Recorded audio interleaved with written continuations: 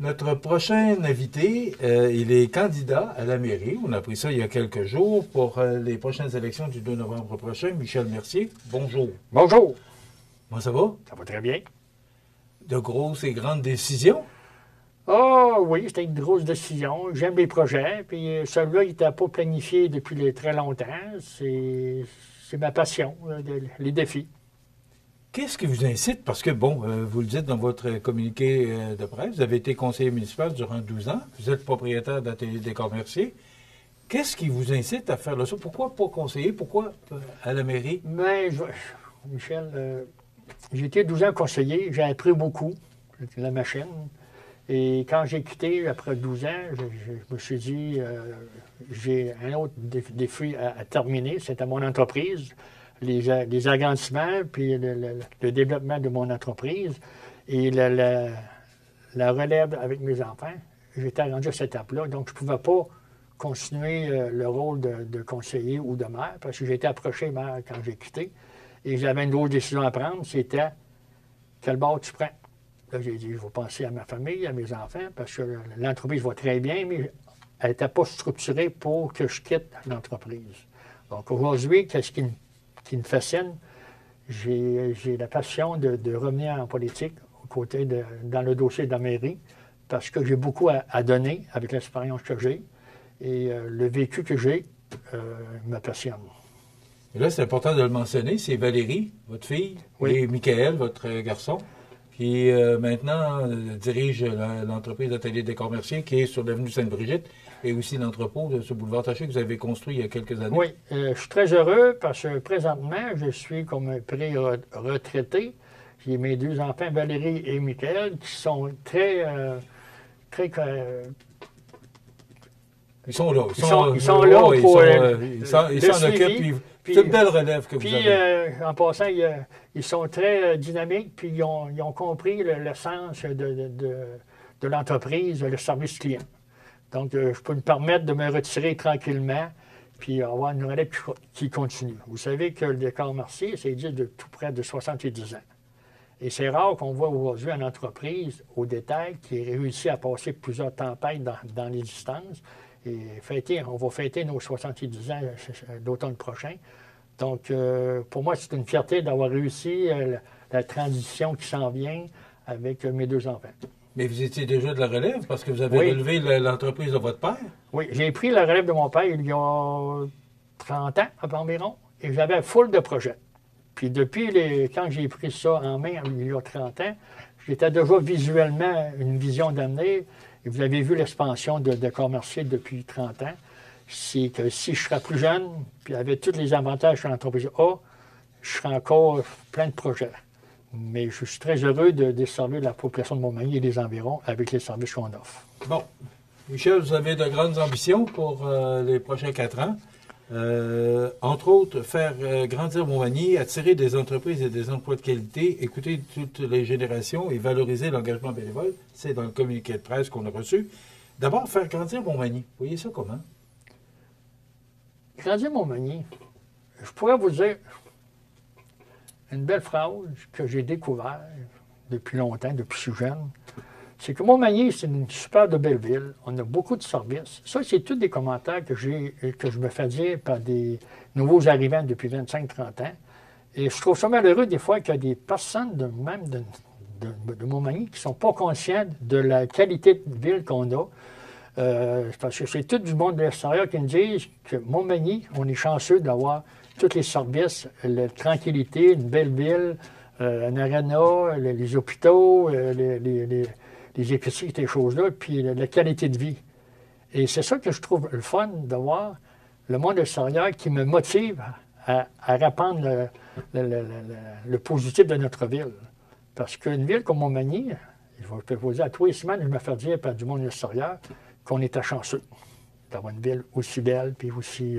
Et le faire grandir, qu'est-ce que vous voulez exactement? Regardez, en offrant plus de services, puis en étant plus accueillant, puis améliorer. Il y a beaucoup de petites choses qu'il faut améliorer. Je veux dire, je ne veux pas rentrer dans les petits détails, parce que c'est pas des gros changements, mais c'est de la finition dans plusieurs dossiers, comme on parle dans le sport, dans certains organismes qui qui font beaucoup de bénévolat, pour les aider, comment dire, à performer encore plus, puis qu'on ait un projet encore plus raffiné. Attirer des entreprises et des emplois de qualité. Bon, on le sait qu'actuellement, le quartier industriel est plein. Vous voyez ça comment, vous? Bien, moi, j'ai quitté il y a 8 ans. Il y avait déjà des dossiers qui étaient en cours, mais malheureusement, il y a eu des dossiers qui n'ont pas été travaillés à point parce que dézoner des terrains ou développer un nouveau parc industriel, ça ne se fait pas dans un an, ça se fait dans plusieurs années. Puis là, on veut travailler dans des développements, je suis très positif là-dessus, mais ça ne se fait pas du jour au lendemain. C'est ça qu'il faut travailler, développer le parc résidentiel, il a déjà commencé, mais c'est de le mousser puis de le développer plus, comme le côté industriel. On a des terrains, mais ils sont limités, puis ils ne sont pas zonés dans les mêmes catégories. Donc, c'est un gros travail qu'il y a à faire. Donc, il faut travailler pour attirer plus de monde. Je sais que dernièrement, la ville a lâché des terrains. Je trouve ça intéressant, parce que les terrains sur le pouvoir taché, ça va nous permettre de travailler puis de développer de plus en plus ce quartier des résidentiels. Est-ce que vous pensez, parce que récemment, le conseiller municipal, c'est Marc Lefrançois qui parlait, qu'il y a un boom économique qui se présente, qui s'offre sur un plateau d'argent par rapport à ce qui se passe à Lévis avec la Lévis. Est-ce que vous pensez qu'on a des opportunités qu'on peut prendre? Oui, parce que je suis dans le domaine du résidentiel. Et si vous serez surpris, on dit toujours, il n'y a pas de monde à Montmagny, ça ne grossit pas. Mais tous les environs bénéficient du développement, parce que le monde qui revient dans la région, c'est du monde qui veut avoir un certain confort. Et ils ont travaillé beaucoup de résidents qui sont partis de Montmagny, de la région, qui sont allés à l'extérieur, et ils prennent leur retraite, puis ils veulent avoir un meilleur climat de vie.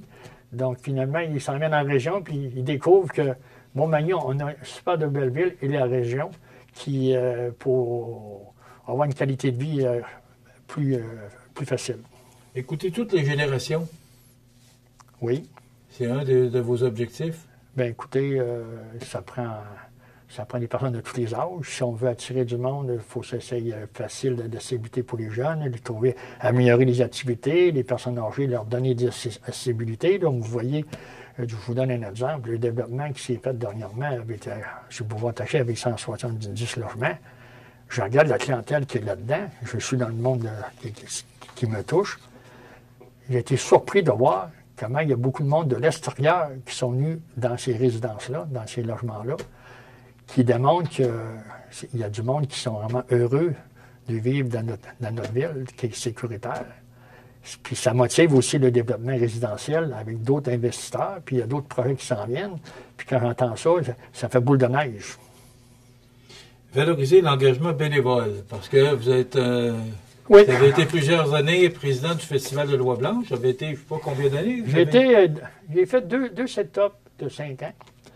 Et quand j'ai rentré la première année là-dedans, il y avait un défi. Le festival n'était pas tout à fait en bonne posture.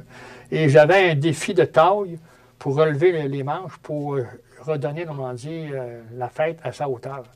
Et pour ceux qui me connaissent, parce que là, on recule de 30 ans. Si le monde se souvient dans ces années-là, on n'avait même pas de radio à Montmagny dans ces années-là. Et moi, j'étais un gagnant, je voulais, comment dire, faire des succès avec la fête. Et j'ai réussi à fouler Place Festival 3 jours de temps, puis on n'avait pas de radio à Montmagny, Michel, dans ce temps-là.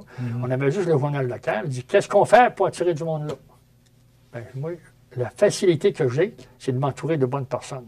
Juste pour faire une histoire courte, à un moment donné, on a réussi à décrocher, il est décédé aujourd'hui, M. Arthur, qui travaille à Québec, on l'a attiré à Montmagny, puis à un moment donné, on a fait un déjeuner au festival le jeudi matin, et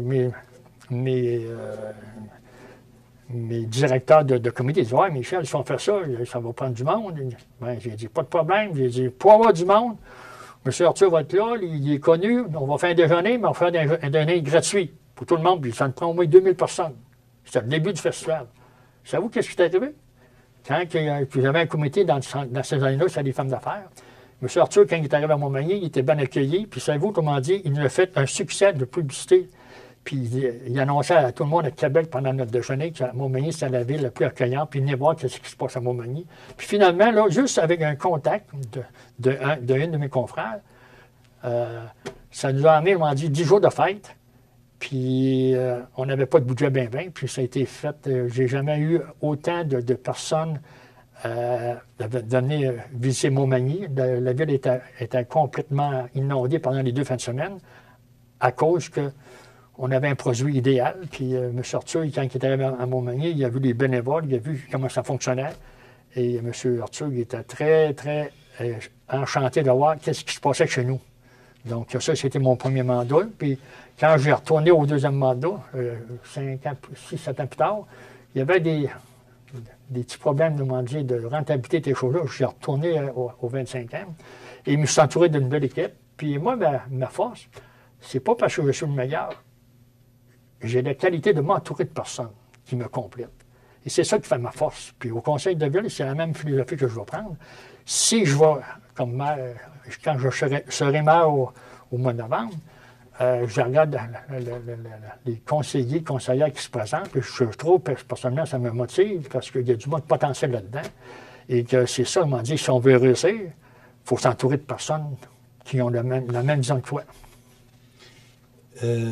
Est-ce que vous, rapidement, là, parce que, est-ce que vous pensez que les bénévoles ou le bénévolat est en voie de disparition? Parce que vous parlez du Festival de Loire-Blanche, on parle de 1000 bénévoles, plus de 1000 bénévoles. Est-ce que vous pensez qu'aujourd'hui, le bénévole est en disparition, rapidement? Non, le bénévole, parce que le bénévole, on en a beaucoup, mais le bénévole vieillit. Et j'ai assisté à plusieurs activités de sport, de jeunesse, qui a beaucoup de bénévolat. Et même, je me suis rendu compte, à un moment donné, je m'informais aux personnes, c'est quoi l'aide municipale, vice-versa. Puis, j'ai trouvé à un moment donné que si on veut garder notre ville en santé, notre bénévole, il faut le louanger encore un petit peu plus, puis il faut les aider encore plus côté finance, subvention, parce que le bénévolat, il ne coûte pas cher.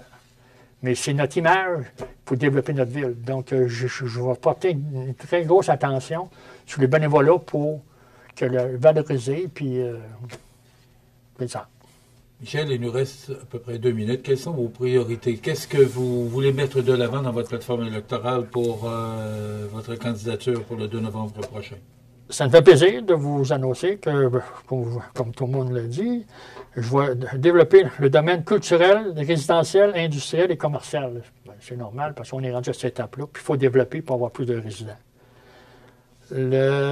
Puis savoir quelques années, comment dire, plus de payeurs. Donc, je vous annonce aujourd'hui que 2026, je vais faire un gel de taxes. Parce que quand j'ai écouté les séances du conseil public depuis plusieurs semaines, et quand j'ai entendu qu'on faisait un surplus au-dessus de 2 100 000, ça a été dit dans les médias, dans mes années, on faisait des profits, mais j'étais un peu insulté de voir ça, parce que quand j'ai vu mon compte de taxes, avec les augmentations que j'ai eues, j'ai dit, on peut augmenter les taxes, mais il faut rester un petit peu à la hauteur du citoyen qui est capable de payer, parce que qu'est-ce qu'on entend? On paye cher, oui, je suis d'accord, mais cette année, depuis 3-4 ans, je trouve que le citoyen, il en paye un coup avec le contexte économique. Donc pour moi, c'est une priorité. L'an prochain, en 2026, il n'y aura pas d'augmentation de taxes. Donc, ce que je comprends, c'est que ce n'est pas une priorité, c'est un engagement. C'est un engagement. Ce n'est pas un désir, c'est une priorité, puis c'est ma promesse électorale de 2026. Il reste 30 secondes. Je vous laisse l'opportunité de vous adresser... je vous annonce, comment dire, mon slogan, ma publicité qui va sortir, comment dire, dans les semaines qui vont suivre, les panneaux réclames, les articles de journaux, et ainsi de suite. Je peux vous dire que vous voyez ce que vous voyez, c'est Montmagny. Montmagny, c'est ma ville, c'est notre ville. Donc, il faut s'impliquer si on veut garder une ville très accueillante puis très rentable à des prix et de taxes raisonnables. Donc, comme homme d'affaires, je suis un passionné et je travaille pour la population. Mes slogans, c'est unir, développer et attirer. Donc, si on tient ça tout à l'idée, donc on aura une belle ville qui va se développer, s'améliorer. J'aurais bien d'autres choses à dire, mais... Oui, mais là, on n'a plus de temps. On n'a pas le temps. Michel, merci. candidat à la mairie de Montmagny, merci beaucoup d'avoir été avec nous. Je vous rappelle que les élections sont le 2 novembre prochain et qu'actuellement, les candidatures, Mme Gabrielle Brisebois et Pierre Bouffard. Voilà, ça complète, on s'arrête.